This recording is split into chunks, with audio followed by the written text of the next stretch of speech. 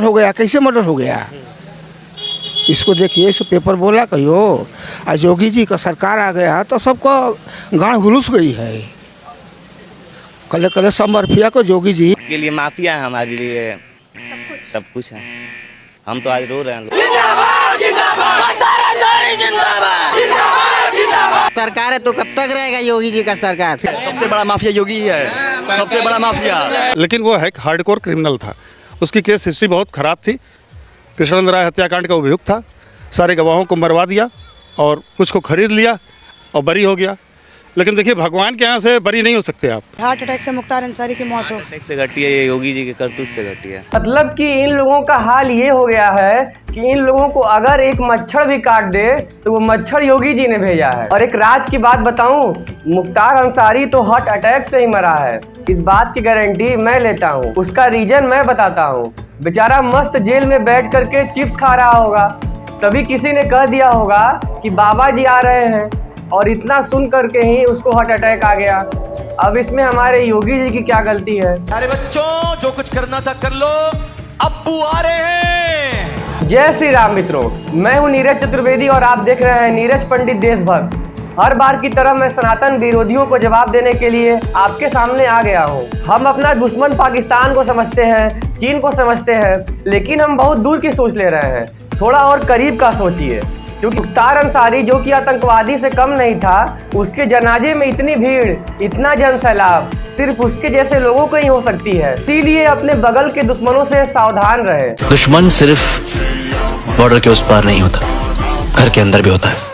वहाँ से फिर खबर आती है कि भैया नहीं रहे, तो ये हम लोगों के लिए बहुत दुख की घड़ी है। अब अचानक से इस तरह की बात, ऐसा लगा कि किसी ने दिल में छुरा मार दिया हो। मुख्तार अंसारी छी अल्लाह को प्यारे हो गए। तब एक सच्चे सनातनी ने वादा किया था कि हम ऐसे माफियाओं को मिट्टी में मिला देंगे, तब लोगों को ये मजाक लग रहा था। एक के बाद एक सारे माफिया मिट्टी में मिलाए जा रहे हैं। समाजवादी पार्टी के द्वारा पोषित माफिया है और उसकी कमर पर तोड़ने का काम हमारी सरकार ने किया है। और फिर मैं कह रहा हूं, इसे इस माफिया को मिट्टी में मिला देंगे। सरकार ने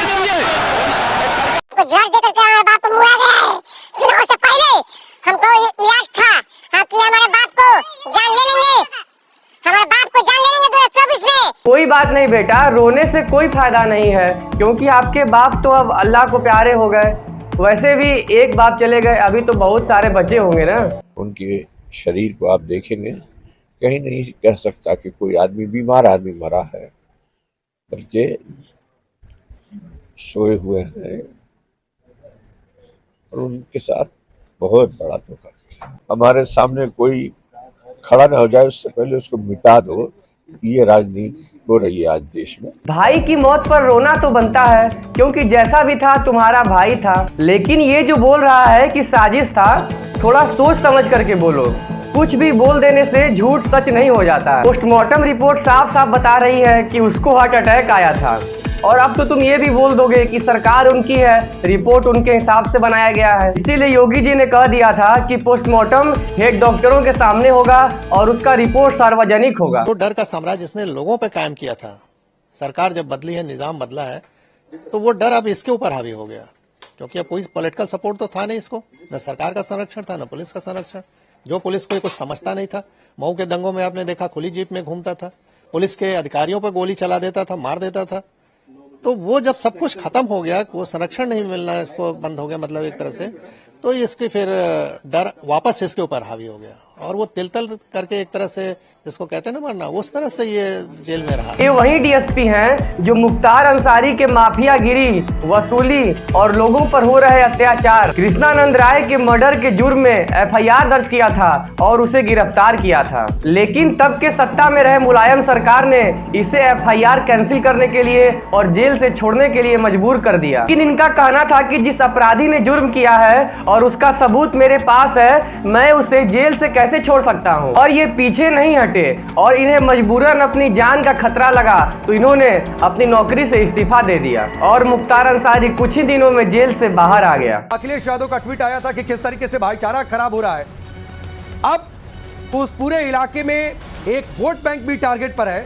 तो इस तरीके से अखिलेश यादव गाजीपुर में और अखिलेश यादव का गाजीपुर जाना ये चुनाव के लिहाज से भी और वोट बैंक के लिहाज से भी से कई मायने निकाले। आज तक राम मंदिर नहीं गया होगा। लगता है अखिलेश यादव को इन सब आतंकवादियों से कुछ ज्यादा ही प्रेम है, तभी इन सबके सुपुर्दे खाक हो जाने के बाद भी अखिलेश यादव का इनके प्रति प्रेम कम नहीं हो रहा है। और ये वही अखिलेश यादव है जो हिंदुओं के वोट से एक समय मुख्यमंत्री बना था। इसलिए उसके दिल में तकलीफ है कि आज उसकी बड़ी क्षति हुई है, इसलिए वो रो रहा है। ये सब लोग नहीं दिखा सकते, लेकिन काफ़ी बड़ी क्षति है। लोग अंदर से रो रहे हैं, लेकिन वो दिखा नहीं सकते दुनिया को। ठीक ना, बड़ी क्षति है। क्षति तो हुई है, ये मैं भी मानता हूँ, क्योंकि आपके सैकड़ों पिता में से एक पिता चले गए, लेकिन कोई नहीं, धीरे धीरे सारे जाने वाले हैं। आंसू को बचा करके रखो। गरीबों का वो माशिया थे, गरीबों को बहुत मदद करते थे और जो है पूरा पूर्वांचल उनको मानता था।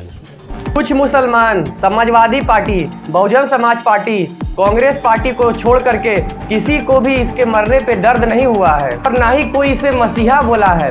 पता नहीं इन सबका आतंकवादियों से कौन सा कनेक्शन है कि हार्ट अटैक किसी और को आ रहा है और दर्द किसी और को हो रहा है। क्या छिनैती हो जाता है, किसी का मर्डर हो जाता था, वो नहीं करते थे, उनके शागिर्द करते थे। हाँ, तो शागिर्द करने का मतलब उनका समझिए हाथ है, मतलब हाथ उनका के विरोध में जो भी बोलता था मारा जाता था। पढ़िए 2005 ले 29 मर्डर हो गया। कैसे मर्डर हो गया इसको देखिए, इस पेपर बोला कहियो। आज योगी जी का सरकार आ गया तो सबको गांव घुलूस गई है। कल कल समर्फिया को योगी जी चाचा एकदम हम लोगों के दिल की बात कर रहे हैं, मन खुश हो गया। अल्लाह है, अल्लाह किसी को ना किसी को जरूर भेजेंगे। किसको भेजें? और वो तो अल्लाह ही बेहतर जाने। मतलब कोई भी काम हो तो ये सब मुख्तार अंसारी के पास जाते थे। पुलिस प्रशासन, लॉ एंड ऑर्डर का इनके नज़र में कोई काम नहीं था। और उस समय की सरकार भी ऐसी थी कि मुख्तार अंसारी जो बोले वो होता था। हम लोग के दिलों में आज अब हमेशा जिंदगी भर बसे रहेंगे। उनके जैसा दोबारा शेर कोई पैदा नहीं होगा। उनके जैसा बनने के लिए माँ का लाल को दूध पीकर आना पड़ेगा। मेरे मसीहा का इंसाफियत मिले, ये बताइए उनको माफिया कौन बनाया है?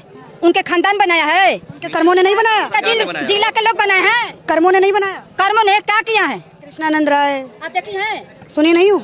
आप कान आँख से देखी हैं? अच्छा एक बात बताइए, आप तो आई ही यहाँ पे, चुप चुप चुप चुप चुप रख, मेरा सवाल करने दीजिए। आप एक लेडीज हैं, मैं भी एक लेडीज हूँ। मेरा दहलीज पर आप आई हैं, अगर कोई को आपको कोई उल्टा सीधा कहेगा तो आप बर्दाश्त करेंगी? बोलिए। तो गोली मार दूं मैं आपको? गोली मारते हुए देखी हैं? मारते हुए देखी हैं? किस बात की सजा काट रहे हैं? अरे चिल्ला क्यों रही हो यार, चिल्ला क्यों रही हो? और तो तुम्हें चिल्लाओगी तुम? मतलब कि बाकी बच्चे बिना दूध पिए बड़े हुए हैं और ये नेताजी आई हैं। लगता है इनका मुख्तार अंसारी से कुछ प्राइवेट कनेक्शन था, इसीलिए इनको बातों का इतना बुरा लग रहा है और काफी ज्यादा चुभ रहा है।